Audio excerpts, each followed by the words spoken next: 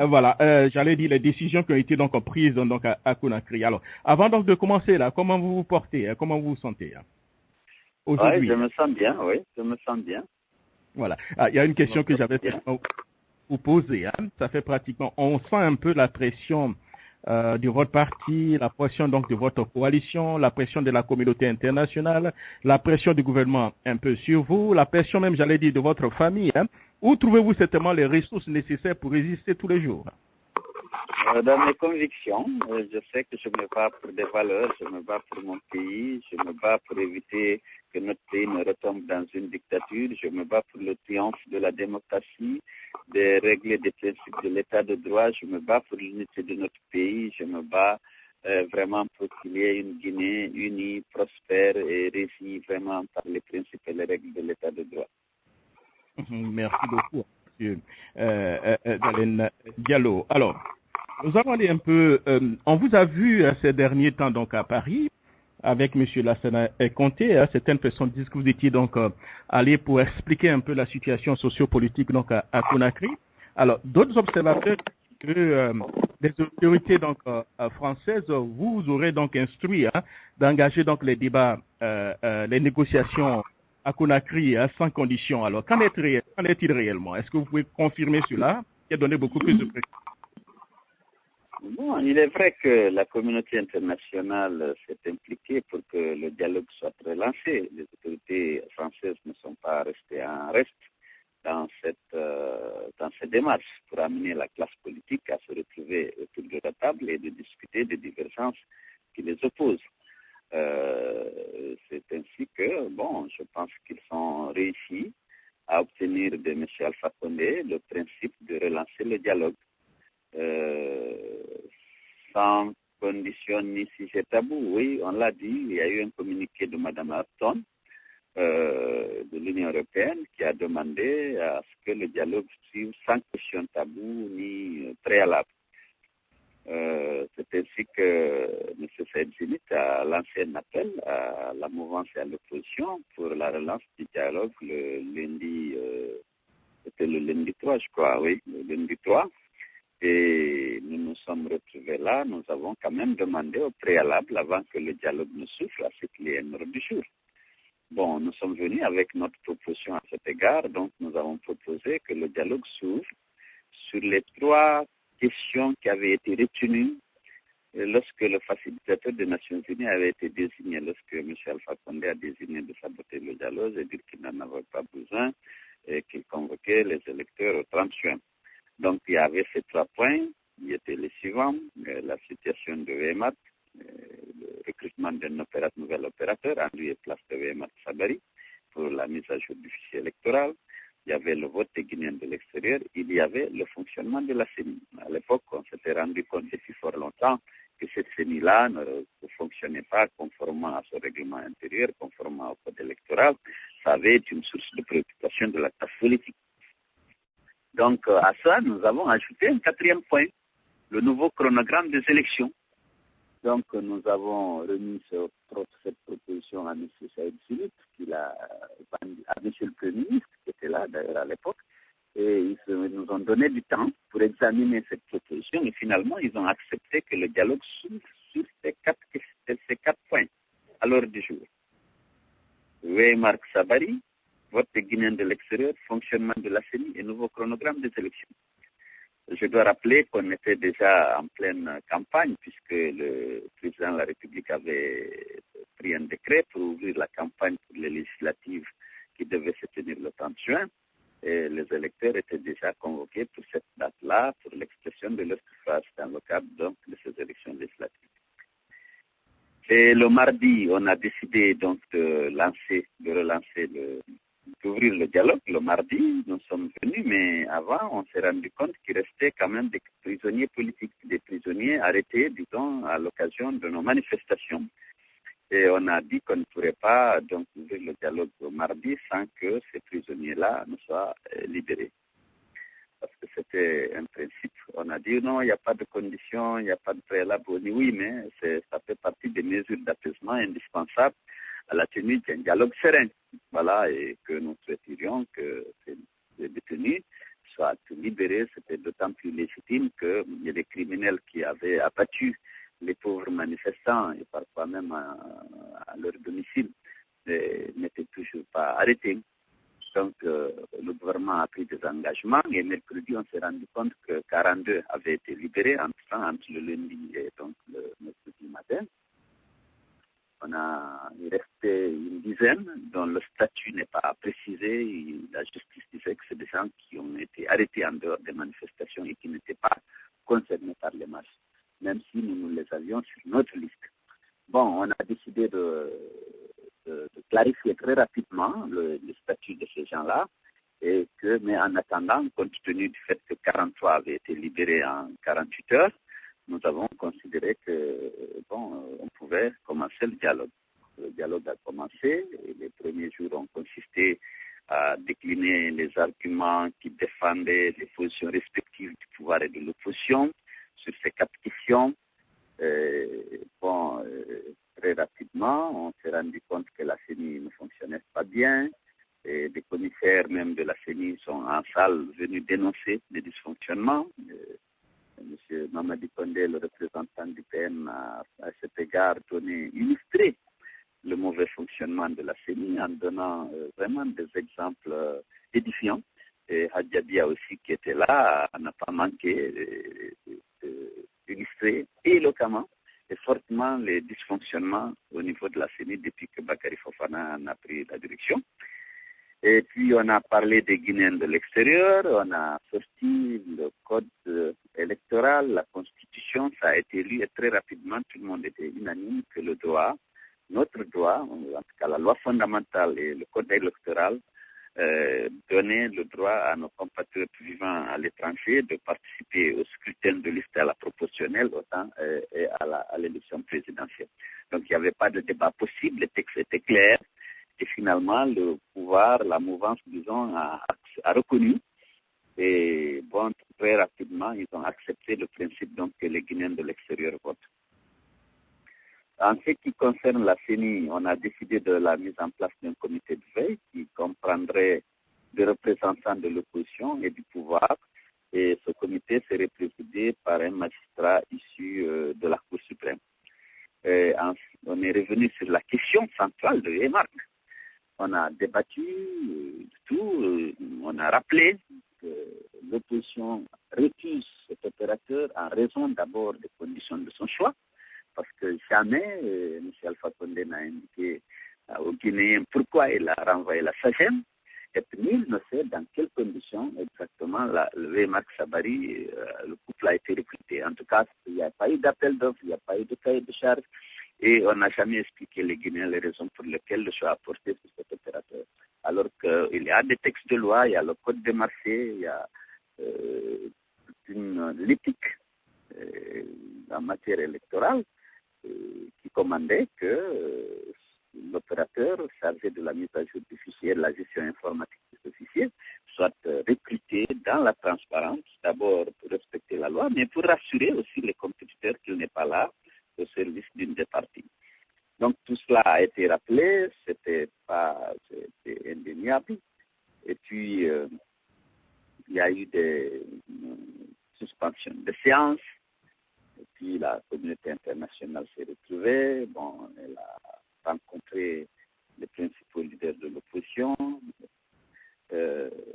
Après, nous sommes revenus dans la salle, on a interrogé les techniciens parce qu'il faut reconnaître et accepter que la communauté internationale a mis en place un dispositif très fort pour sécuriser, justement, neutraliser Wemark. Si sa volonté était de favoriser l'une des parties, il y a un fort encadrement de Wemark. Il y a beaucoup d'experts de l'Union européenne, des Nations Unies, et de l'OIF, en plus de deux sociétés qu'on a recrutées dans le cadre de l'assainissement du fichier, le dédoublonnage. On a exclu tous ces experts et qui ont vraiment confirmé qu'il y a là un dispositif suffisant pour neutraliser Wemark et l'empêcher de favoriser ou de défavoriser l'un des candidats ou des partis en compétition. Et nous avons désigné nos propres experts informaticiens qui sont rendus aussi sur le site, qui ont procédé à des tests, qui ont discuté avec ses conseillers, qui ont ramené vraiment des informations qui pouvaient crédibiliser ce que les représentants de la communauté internationale affirment. Après cet exercice, la communauté internationale a souhaité que l'opposition fasse confiance et lui donne aussi le mandat de veiller justement, de renforcer cette sécurisation pour qu'on ne se mette pas maintenant là, au moment où on est, à recruter un nouvel opérateur, ce qui pourrait renvoyer les élections législatives à la fin de l'année 2014, compte tenu de l'urgence. Bon, nous nous sommes retrouvés pour examiner tout ça, et puis en fin de compte, on a dit sous un certain nombre de conditions. Premièrement, il faut qu'on sente le dialogue. Le document qui va être publié au terme du dialogue engage les partis à recruter pour les élections futures, et notamment pour la présidentielle de 2015, un nouvel opérateur dans toute la transparence avec l'appui technique des partenaires financiers. Les partis s'engagent également à mettre en place des CARL avec la participation effective de l'opposition, ce qui n'était pas le cas pendant la première phase de la mise à jour du fichier de la révision.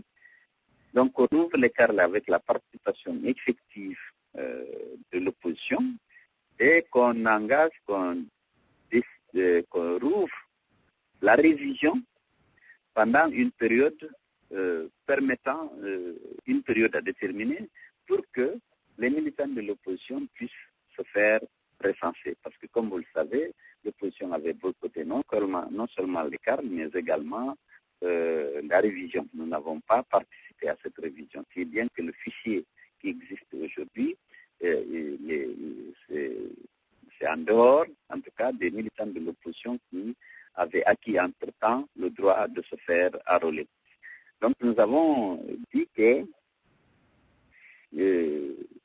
nous voulions que ces deux conditions soient remplies et qu'on autorise, ça c'était une proposition des partenaires techniques, l'opposition a recruté une société compétente en biométrie qui pouvait envoyer au moins 2 experts en place pour aussi renforcer l'équipe des experts recrutés par l'Union européenne, l'OIF et les Nations Unies dans la sécurisation donc de ce processus de révision des listes électorales qui est confié donc à Wémar Sabari.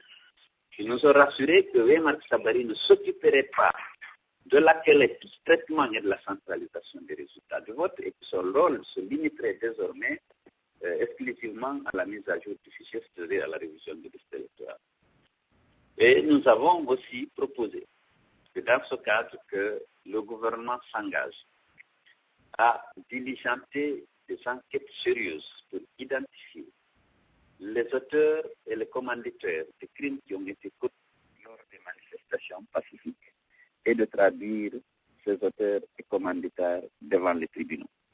Nous avons demandé que le gouvernement s'engage à indemniser les victimes de ces violences, notamment et les familles qui ont perdu des proches, les blessés graves, parmi lesquels il y a des handicapés, les commerçants et autres citoyens dont les biens ont été incendiés ou vandalisés. Il s'agit ces biens peuvent concerner des maisons d'habitation, des parcs de vente de véhicules, des boutiques ou des magasins, parce qu'il y en a eu. Donc nous avons, voilà, si vous voulez, les propositions faites par l'opposition à la facilitation et au pouvoir pour que nous puissions accepter d'aller aux élections avec Wémar, étant entendu que Wémar ne s'occuperait dans le cadre des législatives que de la mise à jour du fichier et qui ne s'impliquerait pas dans le processus électoral proprement dit, et notamment dans la collecte, le traitement et la centralisation des opérations. Et que dès après les élections législatives, qu'on se mette d'accord, qu'on procède au recrutement de nouveaux opérateurs par appel d'offres avec un cahier de charges consensuellement établie. Donc, voilà un peu la situation. Mais maintenant, en conclusion, c'est que le dialogue n'est pas terminé. Il y a eu un accord sur le vote des Guinéens de l'extérieur. Il y a un certain nombre de questions sur lesquelles il n'y a pas eu d'accord. Encore, notamment Weimar. Même si l'opposition a dit qu'elle est disposée à examiner l'acceptation de sa participation aux élections, avec les remarques sous réserve de la satisfaction des revendications que je viens de vous dire. On a dit que les facilitateurs vont continuer à organiser le dialogue de consultation à domicile en essayant de faire de rencontrer l'opposition et le pouvoir, chacun chez lui, pour essayer d'aplanir ces divergences et de trouver un accord sur ces questions. C'est-à-dire le recrutement de l'opérateur dès après les législatives pour l'organisation des élections législatives. L'ouverture de la révision d'une période additionnelle pour la révision de listes électorales afin de permettre aux militants de l'opposition de se faire recenser, mais par des cadres dans lesquels, naturellement, la présence de l'opposition serait assurée. Je dois dire que cette question sur laquelle l'opposition et la mouvance n'étaient pas d'accord, la CENI a été consultée par les facilitateurs et la CENI a marqué son accord de principe que cette révision s'ouvre pendant une période additionnelle à déterminer de manière consensuelle. Donc voilà, aujourd'hui, le dialogue n'a pas conclu, mais il n'y a pas eu d'avancée dans la mesure où d'abord les Guinéens se sont retrouvés, qu'on a transféré le débat de la rue autour de la table de négociation, et qu'un effort pour aplanir nos divergences a été fait et quelques avancées ont été enregistrées. Mais il reste encore les questions que je viens d'évoquer et j'espère que M. Saïd Zenit qui vient de quitter chez moi ici, tout à l'heure dans ce cadre de ce meeting, comment on l'appelle là, je pense qu'ils pourront arriver à obtenir un consensus et que le gouvernement accepte ces trois propositions de l'opposition, et d'autant plus qu'un certain nombre d'entre eux, je pense, bénéficient déjà du soutien de la communauté internationale. Merci beaucoup, M. Dalen. Vous avez signé certainement dans le passé plusieurs accords avec M. Alpha Condé. La majeure partie de ces accords n'ont pas été respectés. Qu'est-ce qui nous dit que cette fois-ci, ces accords seront respectés? Je n'ai jamais rien signé avec M. Alpha Condé. Aujourd'hui, nous avons l'espoir que cet accord, lorsqu'il y aura accord, parce que dans la mesure où il n'y a pas d'accord, s'il n'y a pas accord, surtout, mais si nous sommes gardons l'espoir qu'il y aura un accord et que cet accord sera respecté. Si nous avons obtenu que la facilitation se fasse par une personnalité désignée et mandatée par les Nations Unies, c'est aussi pour le suivi de la mise en œuvre. Parce que je pense que s'il y a un accord politique qui est signé au terme de cet exercice, naturellement, il sera signé par M. Saïd Zenit, par le pouvoir et par l'opposition. Et donc, l'interprétation plus tard, ultérieure, ou les questions liées à la mise en œuvre, naturellement, les Nations Unies seraient toujours là pour essayer d'aider les Guinéens à s'entendre et à donner une lecture la plus objective possible des accords qui seraient obtenus. Alors, avec quel fichier certainement électoral vous irez certainement aux élections législatives? Avec le fichier qui a permis au président Alpha Condé d'être président. Tantôt vous parlez donc de recensement, alors que la loi demande une révision. Alors, pour les profanes que nous sommes, est-ce que vous pouvez nous donner beaucoup plus d'informations? Oui, on a déjà audité le fichier 2010. Il est intègre. Il est là. Nous avons procédé à la révision. La révision, c'est en fait les citoyens qui ont acquis le droit de se faire enrôler entre-temps et qui ne l'étaient pas pendant le dernier enrôlement, qui se présentent devant les commissions administratives de recensement des électeurs pour se faire enregistrer. Notamment ceux qui n'avaient pas 18 ans ou ceux qui ont changé de domicile pour être rayés dans leur circonscription d'origine et être enregistrés dans leur la circonscription de leur résidence ou leur quartier. Et donc, actuellement, l'ancien fichier, tous ceux qui se sont recensés correctement, c'est-à-dire qui ont bénéficié de cartes biométriques, n'ont pas besoin d'aller se faire recenser. Leurs cartes d'électeurs vont être émises et leur sera donc donnée. Ceux qui sont en train d'être recensés parce qu'ils n'ont pas été recensés antérieurement, naturellement, ils vont s'ajouter à ceux qui étaient recensés en 2010. Et ça sera le fichier électoral. Selon les informations qu'on a reçues là-bas, il y avait eu 2 900 000 qui se sont présentés devant les commissions administratives de recensement. Il y avait 1 600 000 nouveaux et 1 300 000 qui étaient déjà recensés. Si bien que la machine a détecté que ces gens-là étaient déjà recensés et qu'ils étaient dans le fichier. Donc, il risquait d'être des doublons avec tout ce qui avait été déjà recensé en 2010. Mais sur les 1 600 000, là aussi, on a constaté qu'il y avait beaucoup de doublons.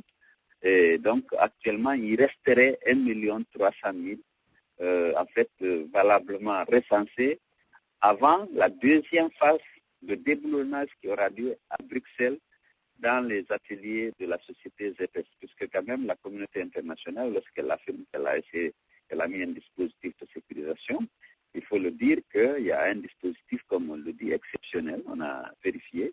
Il y a le déboulonnage à partir des empreintes digitales, il y a un autre déboulonnage à partir de la figure, et il y a eu donc plusieurs étapes avec le côté alphanumérique et une bonne expertise en place pour assainir correct le fichier. Alors, vous avez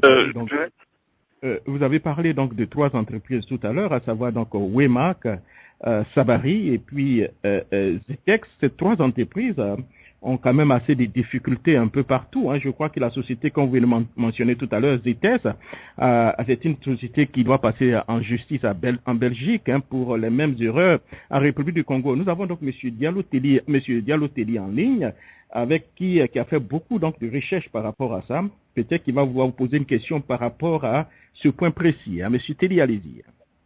Merci beaucoup Jacques et merci aussi à Mélaché Loudarin Diallo. Ce que je voudrais ajouter ceci, des informations, c'est leur donner des informations. D'abord, comment est-ce que ZS a été, encore une fois, pour que vous le sachiez, ZS a été imposé par Alpha Condé. Alors, lorsque la CENI a fait l'appel d'offres, il y avait 7 opérateurs. Il y avait ISI, il y avait ZS, il y avait Gemalto, il y avait Thales, il y avait Neurotechnologie, une société espagnole et aussi une autre société française qui s'appelle Oberture. Alors voilà ce qui s'est passé. Il y a 2 ont passé les 80% des caps. Les 2, c'était IS International et bien sûr aussi Seattle, la société Spanish. Alors, Monsieur Diallo vient juste effectivement de parler de ce qu'on appelle la multibiométrie, c'est-à-dire ce sont les opérateurs qui utilisent l'approche, qui utilisent les 2 caractéristiques biométriques, les empreintes digitales et aussi les empreintes de la figure faciale. Voilà ce qui s'est passé. Alors, lorsque les 2 ont passé les caps des 80%, la CENI guinéenne a dit qu'il allait faire une réévaluation. Alors c'est après réévaluation qu'ils sont venus dire, bon voilà, maintenant ils ont imposé ZS, que c'est Alpha Condé qui a fait la recommandation pour que ZS soit imposé. Ça c'est une information de source sûre à l'intention de M. Diallo. Alors voilà les recommandations que j'aurais, j'ai aussi d'autres informations. C'est l'Union européenne avait donné le prix de 420 000 euros, pour ne pas les 420 000 euros. Alors, ISI avait proposé 360 000 euros, et bien sûr, ZS avec 390 000 euros, bien qu'ils étaient beaucoup plus chers. C'est ZS qui a été sélectionné encore une fois. Le cap était de 420 000 euros de l'Union européenne. L'Union européenne aussi a exigé qu'il y ait 3 sociétés françaises dans cet appel d'offres. L'Union européenne, c'est eux qui l'ont exigé. Je crois qu'il y a beaucoup d'informations. J'ai pas de questions pour Monsieur Diallo, c'est juste des recommandations, beaucoup d'ailleurs. La première recommandation, ce que je dirais, c'est concernant ces doublons. D'ailleurs, c'est d'essayer de contacter la Fondation internationale du système électoral, qui s'est basée ici aux États-Unis. Celle qui s'occupe du cas de la Guinée, elle s'appelle Elisabeth Cote. il faut la contacter. Il y a aussi Abigail Wilson. Ce sont les deux personnes qu'il faut contacter, qui travaillent bien sûr avec l'USAID en Guinée et aussi la CENI guinéenne. Ça, c'est la première recommandation. La deuxième recommandation, c'est exiger encore une fois la mouvance présidentielle sur la distribution des cartes d'électeurs, que la distribution soit faite après nettoyage du fichier électoral. C'est très important. Enfin, il y a aussi d'autres détails qui accompagnent la distribution des cartes d'électeurs.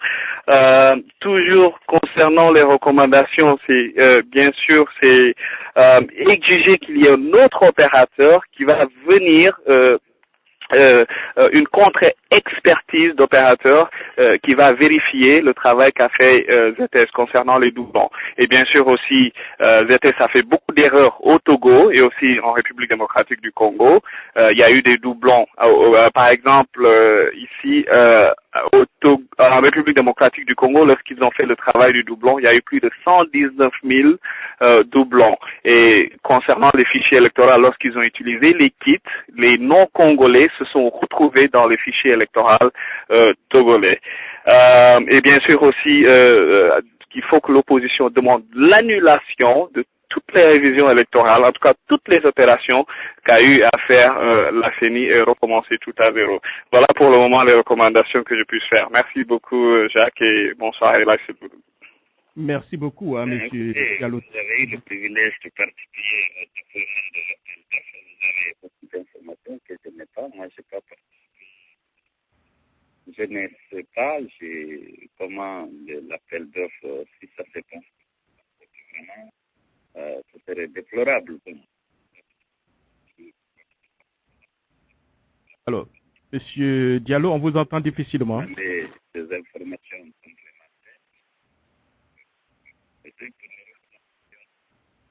Alors, Monsieur Diallo, est-ce que vous entendez?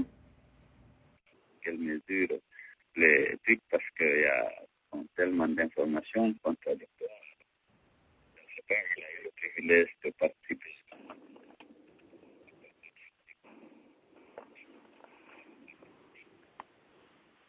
Voilà. Alors, Monsieur Diallo, est-ce que vous entendez?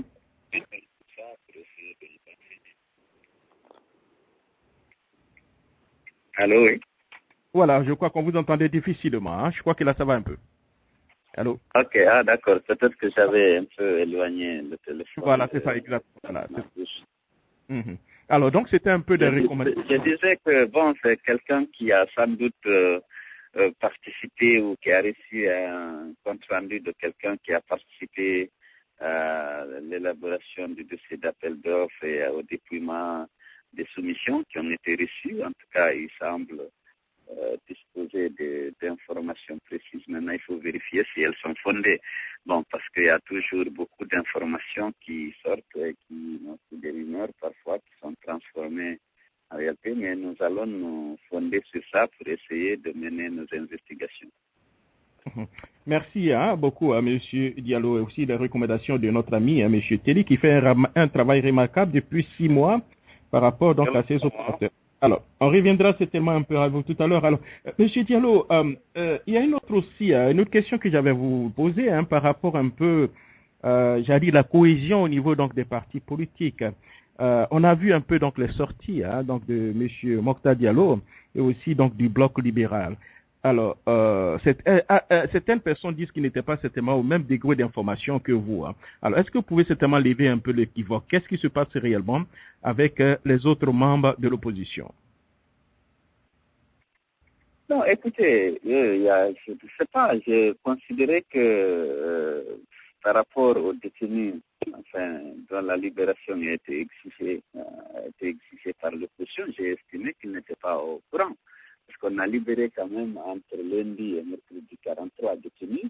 On nous a dit qu'il reste 10 dans le statut qui disait que de l'arrestation n'était pas liée aux manifestations. On a dit qu'il faut qu'on cherche à clarifier. Nous avons considéré qu'il y avait une volonté de répondre à cette revendication dans la mesure où 43 ont été libérés. Bon, et qu'on pourrait commencer le dialogue en attendant que la situation des 10 autres soit clarifiée. Et ils ont dit que s'il s'avère qu'ils ont été arrêtés dans les manifestations, si la preuve était donnée, qu'on allait procéder à leur libération immédiate. Le ministre de la Justice en personne était là. Il a promis. Donc on a décidé décidé de partir, de continuer, de commencer le dialogue. Et le premier jour, Mokhtar était là, le mercredi. Et bon, le lendemain, il a dit que lui, il suspend sa participation jusqu'à ce que, parce qu'il y a des militants de l'opposition qui sont en prison. C'était, chaque parti est libre de prendre ses positions. Je n'ai pas de commentaire à faire sur ça. Je pensais que c'est parce qu'il n'était pas peut-être bien informé. Nous, à l'FTC, on a un comité de gestion des prisonniers arrêtés. On suit au jour le jour les choses, comment ça passe. Chaque matin, les gens se rendent compte là-bas, Si on a des petits sous, on leur envoie. Si on s'assure que leur santé est bonne, on suit avec les tribunaux de Dixine qui, souvent, lorsqu'ils sont déférés, leurs dossiers sont déposés. Donc, on a une information à temps réel. Et donc, mais je ne peux pas commenter la décision prise par mes collègues qui sont des leaders tout à fait autonomes dans leur prise de position.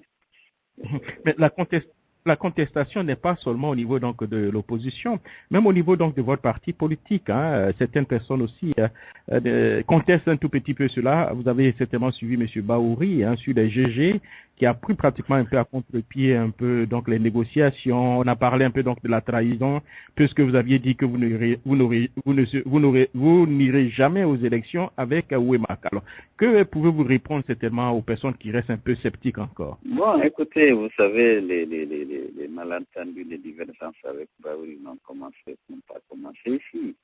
Nous nous sommes battus pour revendiquer des élections transparentes. À cet égard, le choix de Wemack, avec la mission première qui lui était confiée, nous semblait vraiment en contradiction avec la transparence que nous revendiquions. Aujourd'hui, après tout ce qui a été fait pour sécuriser, limiter les risques de fraude, on ne peut pas dire que les fraudes sont nulles, avec les éléments dont on a disposé, avec l'insistance aussi de la communauté internationale qui s'est engagée fortement devant nous, jusqu'à nous demander de recruter n'importe quelle société pour venir co-gérer avec Wemack, avec les missions d'assistance technique qui sont déjà sur place, le système Wemack, pour éviter qu'il ne favorise ou défavorise l'une des parties, et que quelque part, nous avons obtenu un certain nombre de choses par rapport. On a marché pour le départ de l'UCENI, on a marché pour la recomposition de la CENI, on a marché pour le vote de Guinéens de l'extérieur, c'était un paquet. Pas dire aujourd'hui qu'on n'a marché que contre Wemack, ce ne serait pas honnête. On a marché d'ailleurs de façon globale pour obtenir un scrutin équitable, transparent et juste. Maintenant, ce qui nous semblait incompatible avec justement cette élection transparente qu'on voulait, la présence de l'UCENI, une CENI qui était inféodée, Wemack qui a été recruté dans des conditions opaques, l'exclusion des Guinéens de l'extérieur, tout ça constituait un paquet. Et il y a un certain nombre de choses qui ont été obtenues, des avancées.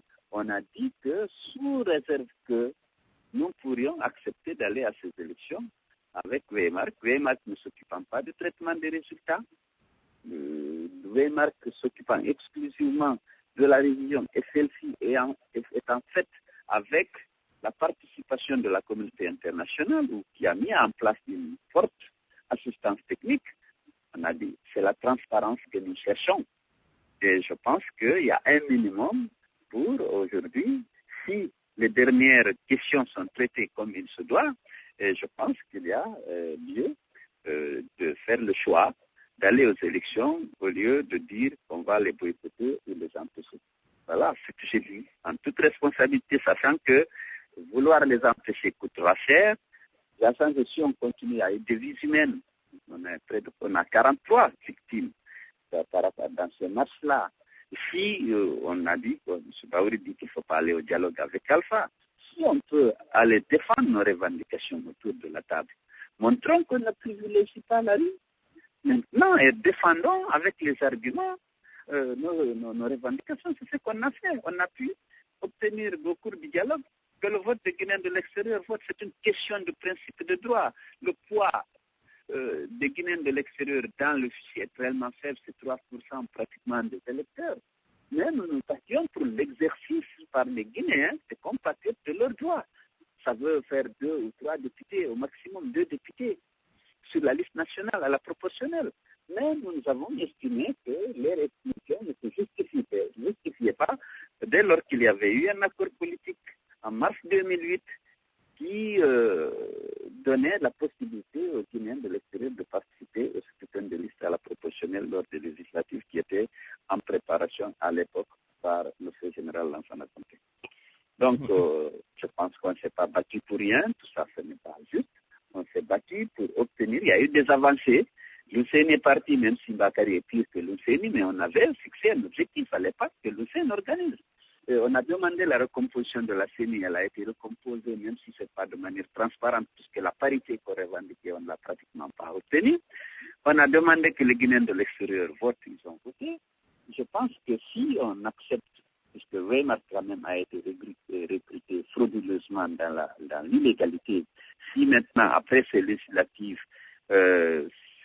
si pendant ces législatives, Weimar est neutralisé par la présence forte d'une assistance technique, et nous-mêmes, on nous demande de recruter une société de l'Union européenne et disposée à payer pour qu'elle soit là aussi pour vérifier pour notre compte que vraiment Weimar n'est pas là, ne peut pas, même s'il en avait l'intention, bien favoriser ou défavoriser un candidat.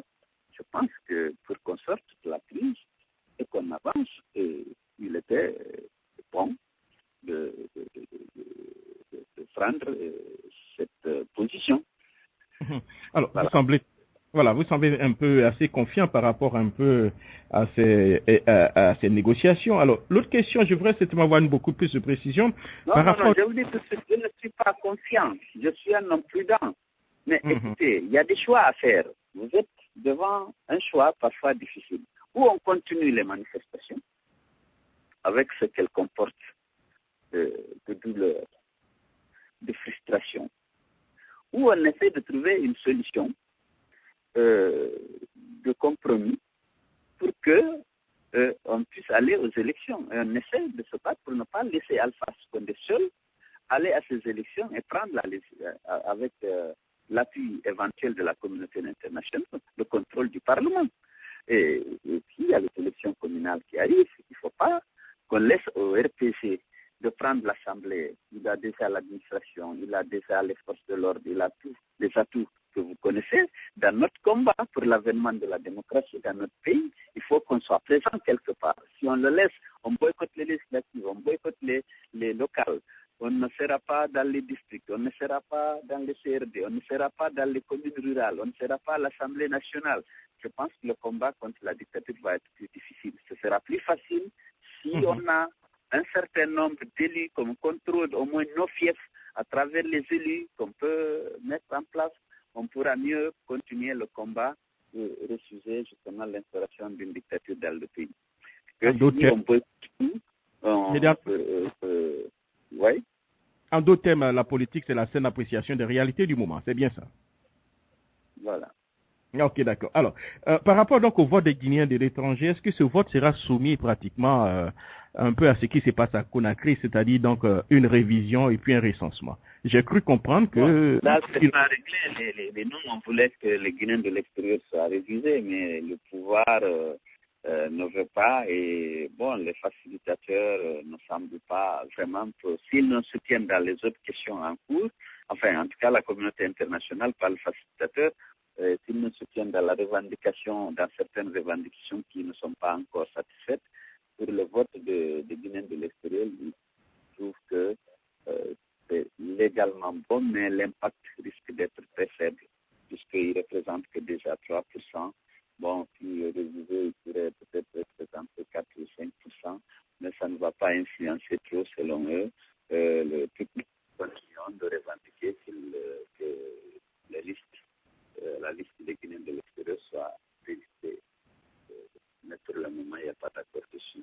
Mais tout le monde est d'accord que sur la base de la liste de 2010, que tout le monde vote. Tout ce qui était sur cette liste vote. D'accord. Alors, merci beaucoup à Monsieur Dalen. Je crois que j'avais une autre question pour vous par rapport un peu à ces négociations. Mais si ça ne vous gêne pas, est-ce qu'on peut prendre au moins 2 ou 3 auditeurs? Je sais qu'il est pratiquement au moins 23 heures à Conakry. Hein? 2 alors. Alors, bon, avant donc de prendre les 2 auditeurs, je vais vous permettre donc de vous adresser donc certainement à vos militants qui sont à l'écoute, certains qui sont un peu sceptiques, d'autres qui sont encore rassurés. Hein. Qu'est-ce qu'ils doivent savoir? Vous pouvez certainement vous adresser à eux, hein, comme vous voulez, pour qu'ils puissent mieux comprendre exactement de quoi il s'agit. Hein. Bien, pour m'adresser à, je leur dirais d'abord merci pour le soutien qu'ils apportent au parti dans le combat que nous sommes en train de mener. Et je dois d'abord leur exprimer de nouveau la profonde gratitude de la direction nationale pour les assistances, les généreuses assistances apportées pour la prise en charge, pour l'aide aux victimes de ces violences. Les fédérations des États-Unis ont fait beaucoup d'efforts et ça nous a aidé, permis d'assurer la prise en charge de beaucoup de malades, d'évacuer même à l'extérieur un certain nombre d'entre eux. Et les familles des victimes aussi ont été assistées, les blessés ont été assistés, les prisonniers ont été assistés vraiment grâce à ces contributions. Et voilà, ils continuent d'en faire. Je voudrais vraiment les remercier, les encourager. Maintenant, le combat, nous sommes dans une situation difficile. Nous voulions, il faut rappeler qu'on veut aller à des élections transparentes où la fraude est limitée. On était devant un choix. Il fallait décider de continuer les marches pacifiques, mais qui se traduisent toujours par des violences et des pertes en vie humaine énormes.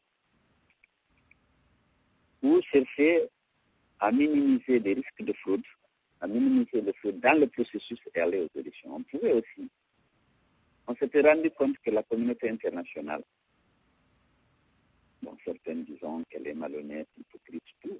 Mais aujourd'hui, le monde est tel qu'on ne peut pas les ignorer. On ne peut pas, on a sollicité la médiation des Nations Unies. On l'a obtenue. Et on a senti que la communauté internationale était aussi fatiguée. Alpha Condé, dès après les élections, il a dissous le groupe international de contact. Aujourd'hui, on a réussi à le recréer, même s'il ne porte pas son nom. Aujourd'hui, toute la communauté internationale est au service de la Guinée. On ne peut pas aller dire non absolument. On doit gagner sur tout. Il faut qu'on soit un peu réaliste. Parce qu'à ce stade, on a compris ce soir. On essaie de trouver un compromis. Soit ils disent à Alpha Condé de faire les élections, ils vont reconnaître. Donc, et la manière dont les problèmes se sont posés, on a dit, bon, écoutez, s'il y a toutes ces garanties, je ne peux pas vous dire que j'y crois à 100%, mais les vérifications auxquelles on s'est livré permettent de dire quand même qu'il y a une volonté réelle. Je ne pense pas que l'OIF, les Nations Unies, l'Union européenne, l'ambassade de France, des États-Unis, tous décident de compléter contre la fusion. Je pense qu'il y a parmi eux des gens de bonne foi et qui croient à ce qu'ils font et qui ont envie qu'une solution soit trouvée. Maintenant, il y en a qui pensent que le monde entier est contre l'UFDG ou est contre l'opposition et qu'on ne peut traiter avec personne, qu'on doit faire notre propre chemin et tout et tout. Bon, ça c'est une option peut-être réelle, mais pas réaliste. Bon, c'est pas facile. Donc, on a dit, au lieu de boycotter ou d'essayer d'empêcher, essayons de limiter les dégâts. Et nous avons aujourd'hui, ici, toute la communauté est là. La communauté internationale. Les Nations Unies sont là, l'Union européenne est là, la CEDEAO est là. Je ne veux pas annoncer beaucoup de choses qui ne sont pas encore sur la table. Mais on va envoyer des observateurs même de l'Union européenne, ce qui n'est pas habituel pour les élections législatives. Ils sont prêts à apporter même des assistances au CEPI dans les circonscriptions. Ils vont envoyer beaucoup de... La CEDEAO va en envoyer, ce n'est pas courant. Toutes les élections législatives. Les Nations Unies sont disposées à démobiliser les gens qui étaient absents pour les élections et venir vraiment encadrer ce système. C'est une opportunité. Si on la laisse échapper, peut-être qu'on se retrouvera seul avec Alpha Condé et peut-être d'abord dans la rue pendant longtemps. Et après, mais avant d'aller sur la table de négociation, les dégâts auront été importants pour le pays. Donc ensuite, le boycott des élections, si on laisse Alpha Condé l'Assemblée, parce qu'on s'est battu pour aller aux élections. On s'est battu pour que les élections soient transparentes, pour qu'il y ait notre vocation n'est pas de boycotter, ni d'empêcher, c'est d'aller aux élections et empêcher Alpha d'avoir la majorité des 2/3 pour ne pas qu'il légitime, il légalise la dictature qu'il s'est instaurée. Si on lui laisse faire, si on se met à dos la communauté internationale qui reconnaît cette élection, même s'il n'y a pas de légitimité, il y aura la légalité et la reconnaissance internationale, ce n'est pas bon. Or, je suis sûr que si on se bat réellement au niveau des bureaux de vote, si on s'organise, l'opposition, toute l'opposition, parce que les législatives, ce n'est pas comme les présidentielles. Tous les partis, les 10 partis de l'opposition qui veulent aller aux élections avec leur liste, si nous nous organisons pour surveiller, parce que tous nous surveillons le parti au pouvoir, je pense que dans les bureaux de vote, dans les commissions administratives de centralisation, nous pouvons sauvegarder, sécuriser nos succès, de la mesure où ce n'est pas une centralisation informatique, ce n'est pas VMRTC, ce n'est pas Sabari, c'est nous-mêmes qui allons procéder au déploiement du vote et procéder même à la centralisation.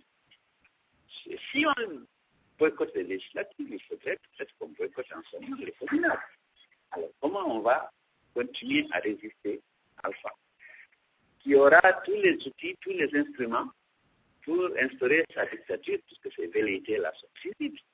Alors nous avons dit, battons-nous pour limiter les risques de fraude et battons-nous pour aller aux élections et sécuriser à la base, au bureau de vote, d'abord, nos suffrages, étant donné qu'il n'y a pas de risque au niveau central ici, que ce n'est pas rien qui centralise, il n'a plus rien à faire après, une fois que le fichier est établi, et que cet assainissement des fichiers, beaucoup de dispositions sont prises, et nous-mêmes, nous sommes autorisés, ce n'est pas encore accepté par le pouvoir, mais l'Union européenne est disposée à nous payer un cabinet de notre choix pour venir participer justement à l'assainissement de ce fichier, à sa gestion. Donc, je ne suis pas sûr que tout cela, bon, ça n'empêche pas les préfets d'essayer d'influencer le vote, les élus locaux nommés par Alpha Condé, des choses à certains niveaux, mais on peut se battre si l'opposition s'organise bien pour limiter justement les fraudes à ce niveau. Je pense que c'est plus judicieux pour nous que de dire on boycotte les élections et vous connaissez les hommes. Alors, une dernière question où vous êtes beaucoup mal à l'aise le plus souvent pour répondre à cette question, mais nous devons quand même la poser. Monsieur Lassana Kouyaté, déjà à Paris, disait que le président Alpha Condé a fait venir donc des mercenaires actuellement à Conakry et dans des quartiers populaires, dans des quartiers où sont regroupés le plus souvent certainement vos militants. Nous savons que depuis 3 ans, la communauté de la Moyenne-Guinée paye le lourd tribut de cette démocratie qu'on vient instaurer certainement à Conakry. Vous le savez pratiquement, au niveau donc du 28 septembre. Voilà, au niveau donc du 28 septembre, sur les 152 victimes, au moins 149 sont certainement de la Moyenne-Guinée. Au niveau ces derniers temps, les victimes, on parle de près de 50 à 55 personnes. La majeure partie sont des populations donc de la Moyenne-Guinée. Est-ce que vous n'êtes pas plus que préoccupé par ce qui se passe à Conakry?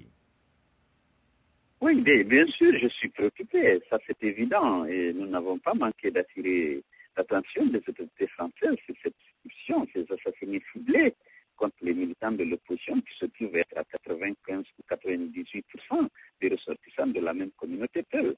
Et nous pensons que quelque part, c'est dirigé, nous avons dénoncé ça, et que c'est qu'aujourd'hui, on ne peut pas ne pas voir cette réalité en face, et ce n'est pas, j'ai toujours dit, ce n'est pas les malinqués en tel que tel. Si vous regardez les policiers, il y a des malinqués, mais il y a des sous-sous, il y a des guerriers, il y a des peuls dedans.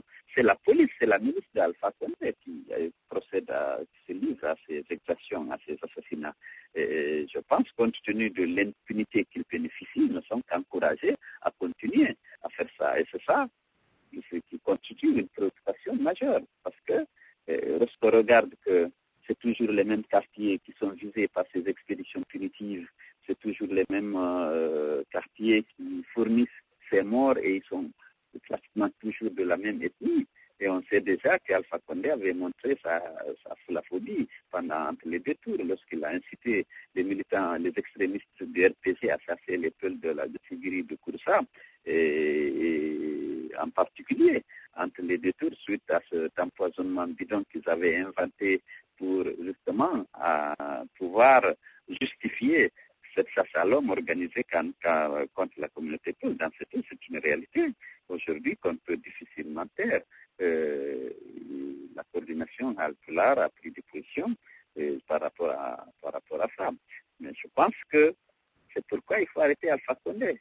Il faut arrêter ces massacres qui stigmatisent une communauté. Et c'est vraiment triste pour nous. Mais nous, au niveau du parti, au niveau de l'FDC, on pense que ce n'est pas une ethnie, ce n'est pas les Malinqués, ce n'est pas des choses que les populations guinéennes ont toujours vécu ensemble. Je disais même à Sigiri avant ce chasse à l'homme, moi c'était là, j'étais reçu comme un prince de Sigiri. Il n'y avait rien et les gens font une exploitation paisible de leur commerce, de leur boulangerie avant que les politiciens ne s'en mêlent. Il y a plein de boulangers, de commerçants, des gens même qui sont dans l'exploitation artisanale de l'or, qui étaient accueillis normalement. Il a fallu que la politique, le RPG, demande à ces extrémistes de faire organiser la chasse à l'homme contre les peuples pour que ceux-ci se livrent à de telles actions ignobles.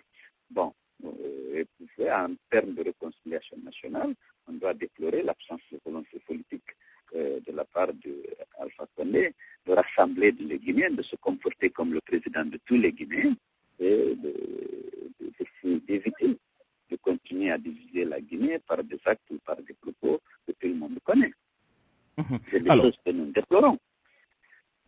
Merci beaucoup à M. Dalen. Par rapport certainement à la décentralisation dans votre parti, ça s'est très bien passé un peu partout, même à Conakry, mais au niveau donc des États-Unis, à New York, principalement dans le Bronx, il y a eu quand même quelques petites difficultés.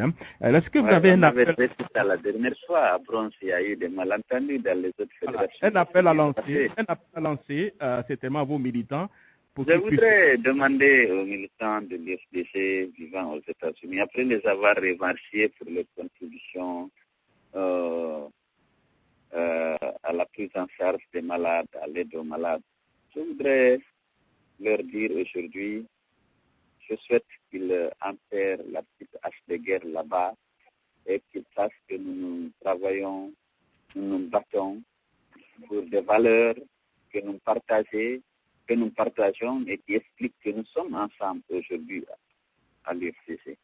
Nous devons faire preuve de tolérance entre nous, de sauvegarder l'unité. L'UFDC reste la première force politique du pays, c'est incontestable.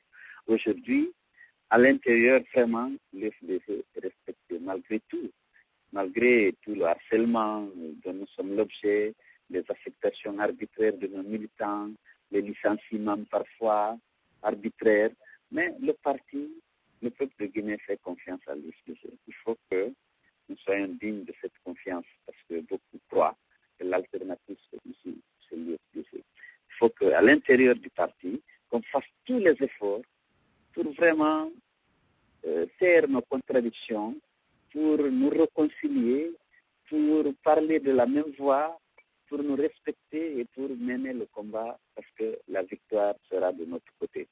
Donc je lance un appel à M. Lincoln, à M. Alassane, à M. Sogoboli et à tous les sages de l'UFDC, Dieu seul sait que l'UFDC en a aux États-Unis, pour qu'on procède vraiment aux réconciliations indispensables et qu'on puisse vraiment tous regarder dans la même direction, les bras, la main dans la main, pour vraiment favoriser toutes les conditions de succès du combat que nous sommes en train de mener ici.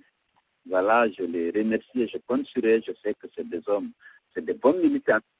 C'est 2 ans à Bronx là-bas, ils aiment l'UFDG, ils défendent les valeurs de l'UFDG. C'est des malentendus qui arrivent, ça nous arrive ici un peu partout, mais il faut savoir dépasser ça et se mettre ensemble pour vraiment que le poids, la force, le rayonnement de l'UFDG à New York ne soit pas entaché par justement ces malentendus qui ont tendance à prendre des dimensions un peu préoccupantes.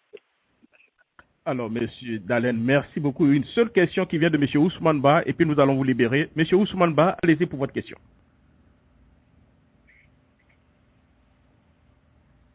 Alors, Monsieur Ousmane Ba, est-ce que vous nous entendez? Allô? Oui, allez-y pour votre question rapidement. Ok, Jacques Roger, merci beaucoup. Vous m'entendez? Oui, parfaitement. Nous Oui, entendons. je vous entends, Monsieur Bass. Mais c'est dans cette heure où Ok. Ok, merci beaucoup, Jacques Roger. Merci à notre président. On ne doute pas de sa personne, la lutte qu'il est en train de mener. Mais nous avons des réserves par rapport à cela.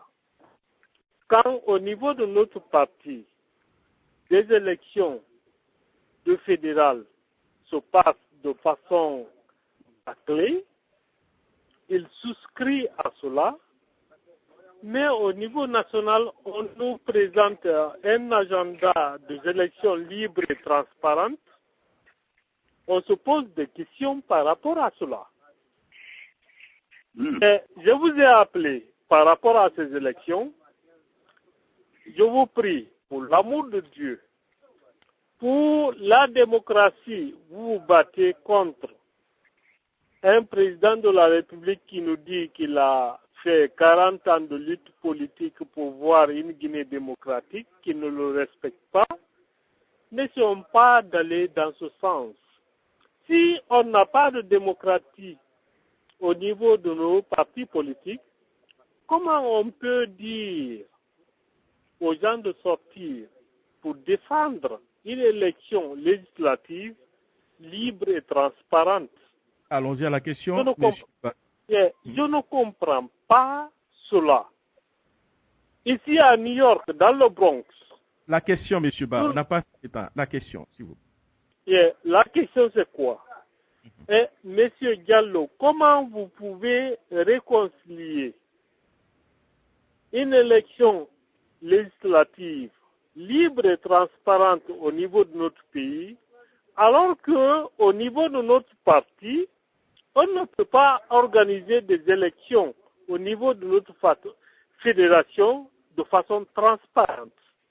C'est ma question. Merci encore une fois, M. Diallo. Et merci à Jacques Royesso. Ouais, merci. Avant que M. Diallo réponde, bon, il y a eu quand même des élections un peu partout. Je pense que le vrai problème, c'est un peu à Bronx, je pense.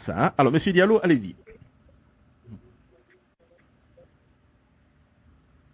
Allô, M. Diallo? Allô?